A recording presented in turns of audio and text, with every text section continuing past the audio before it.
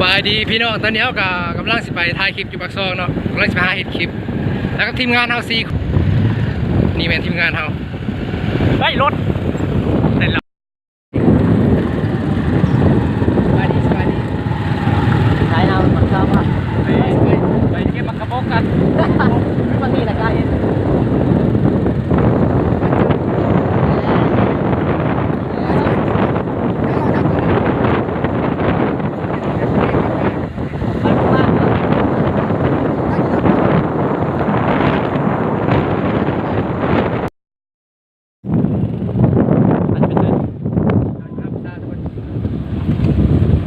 ได้ต้นปลาแล้ว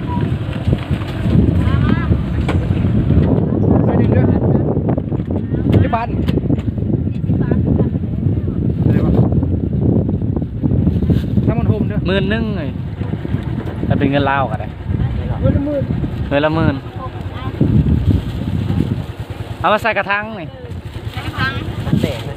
ฮะติดใส่กระถางเลยใส่ซะมันหักโอ้หนูทางนี่ก็มีประโยชน์อยู่เนาะใครกูวันนี้มีไว้ซิเต้นนี่มอไว้ที่จะต่ำมอเลย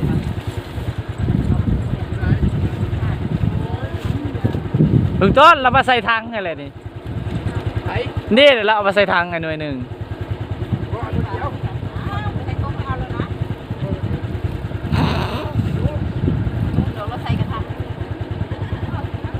แล้วเอามาถิ่มปุ๊บใส่ทางไง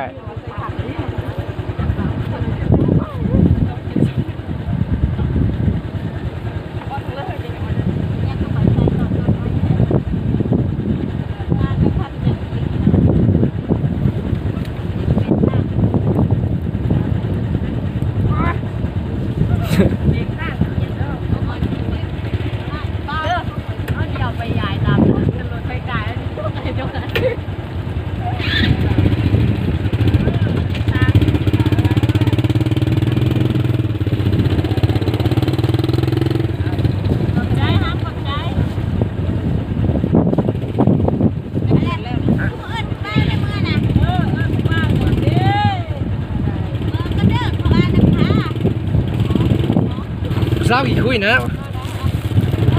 ใส่กระตาลูกจะเต็มเมื่อน้ำจะขอเมื่อน้ำบ่